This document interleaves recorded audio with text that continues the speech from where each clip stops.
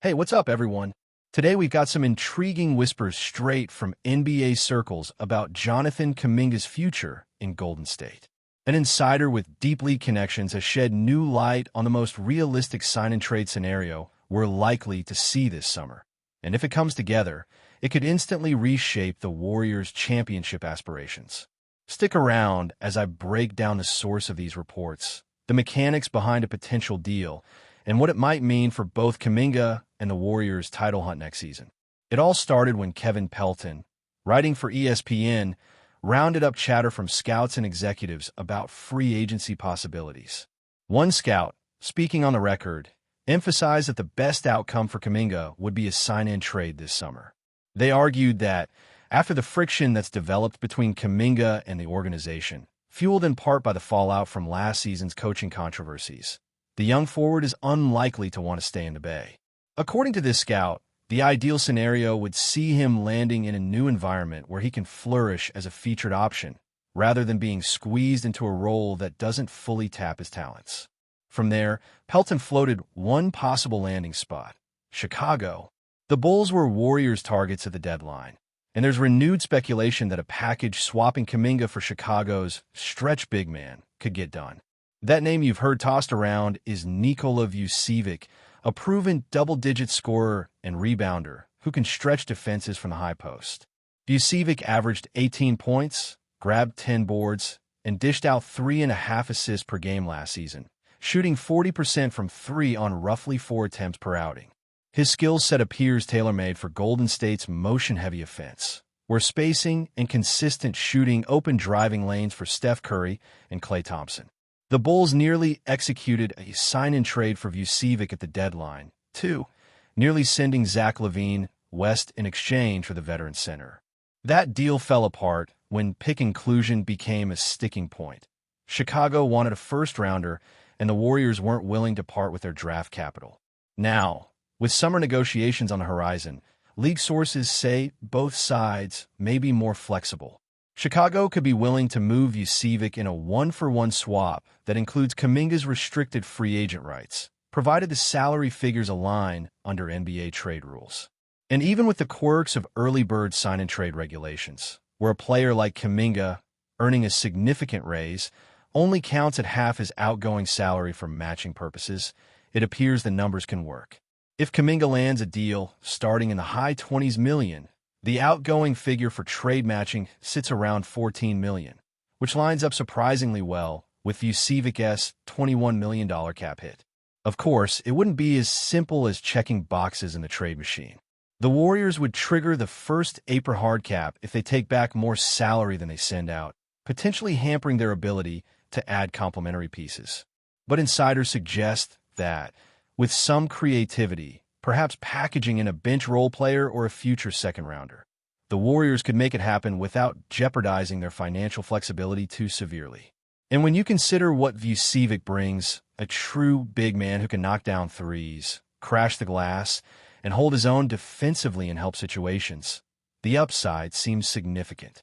Meanwhile, for Kuminga, the move could be a revelation. He'd step into a situation where he'd have the green light to develop as a primary scoring option alongside DeMar DeRozan and Zach LaVine, potentially eclipsing the role he's carved out in Golden State. Playing in Chicago's up-and-coming core would give him a chance to take over games, show off his athleticism in isolation, and prove he can thrive under less structured, more traditional big options first schemes. So, what does this all mean for the Warriors?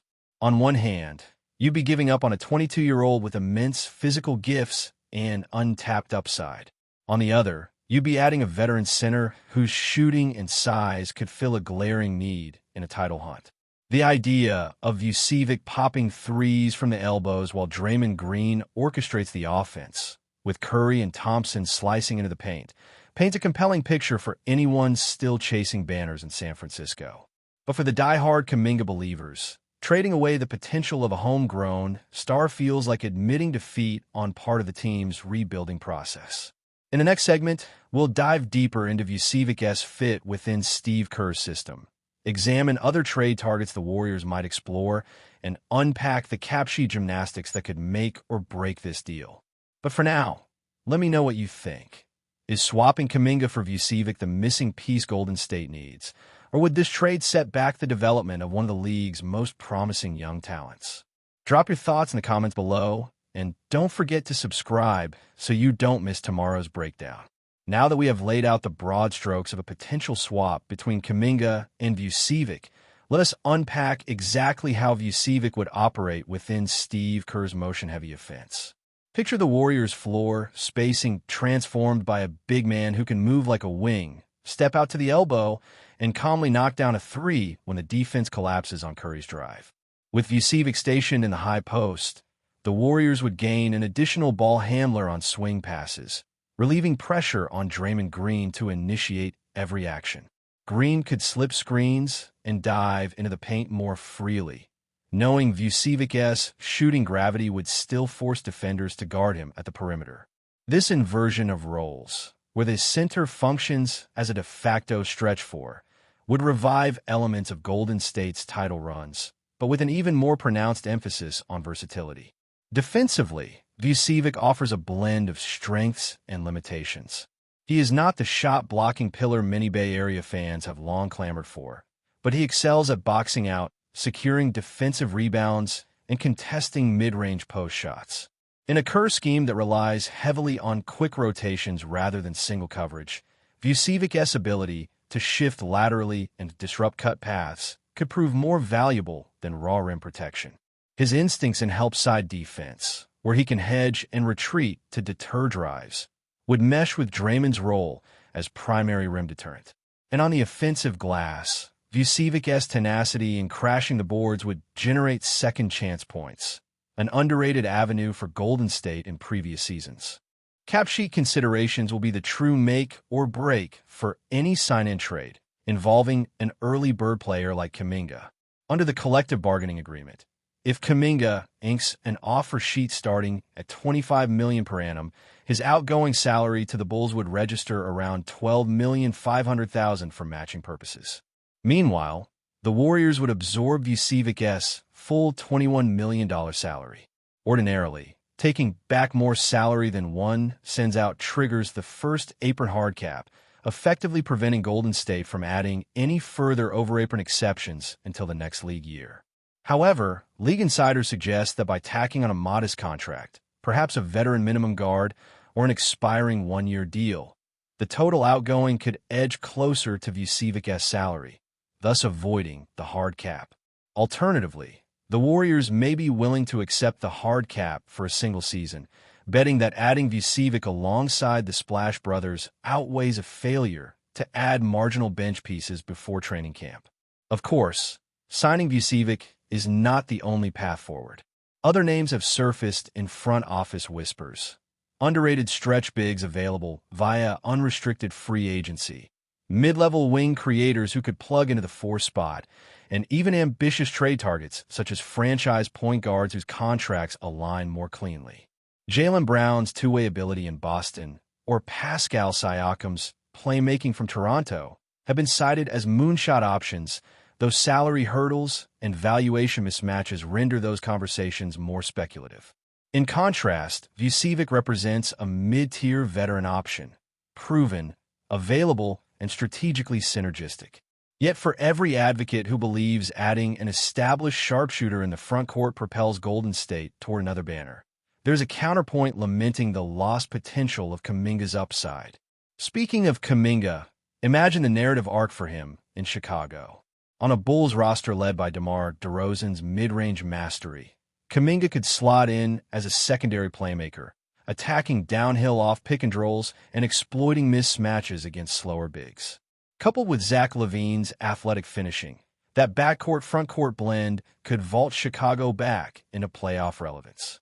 More importantly for Kuminga's development, he would assume a featured role, taking 20 shots a night instead of 10, playing 30-plus minutes instead of 20, and learn how to be a team's primary option. That growth, however, comes at the cost of continuity and comfort. Kuminga has spent 4 years learning Kerr's system. Starting anew in a different scheme carries its own growing pains, both on and off the court. From the Warriors' vantage, there is also the question of cultural fit.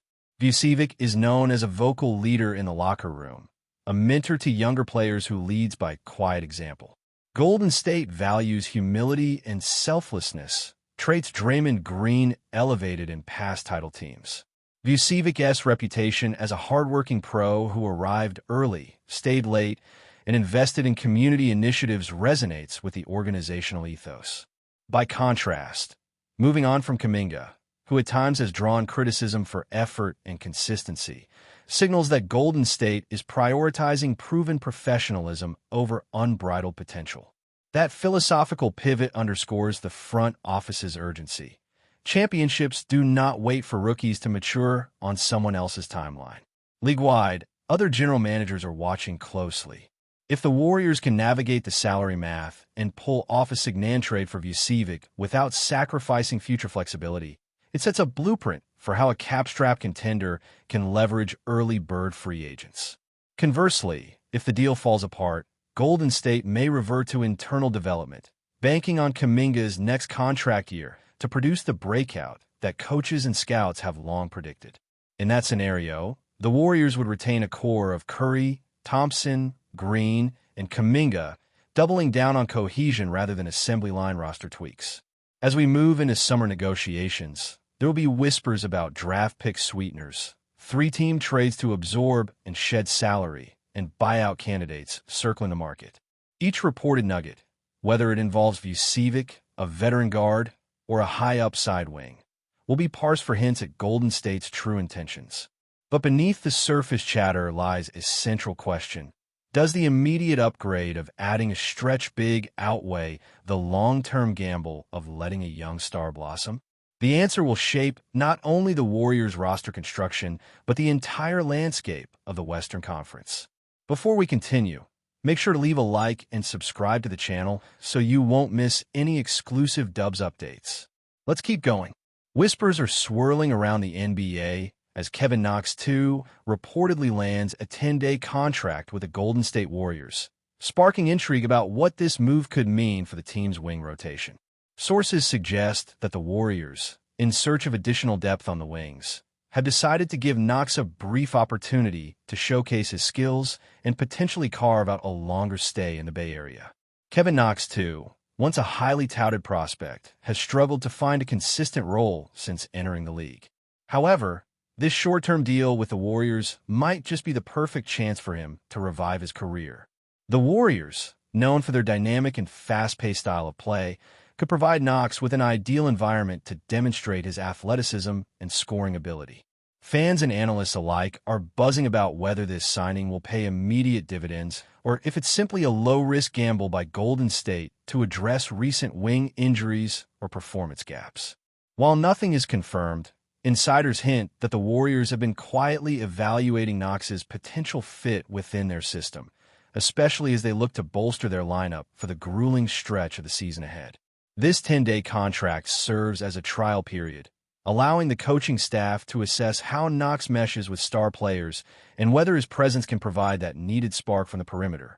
The buzz around Knox's arrival also fuels speculation on how the Warriors might shuffle their roster. Could this signal a shakeup in the wing rotation? Will Knox's versatility on both ends of the floor earn him extended minutes? Or will he be tasked primarily with energy bursts off the bench? These questions linger as the Warriors prepare to integrate Knox into their fast-evolving roster dynamics. Although Knox's journey in the NBA has been marked by ups and downs, this brief stint with Golden State presents a tantalizing possibility, a chance to reignite a promising career and contribute to one of the league's most exciting teams. Fans are eager to see if this gamble will blossom into a meaningful chapter or remain a fleeting experiment. The coming days will reveal if KNOX II can turn whispers into reality and become a valuable asset for the Warriors' wing depth. Stay updated exclusively with the latest Dub Nation news. Subscribe to our channel and hit the like button to keep getting daily updates on the Warriors. Don't forget to share your thoughts in the comments. Your input is essential for the Dubs community. Stay tuned for the next video.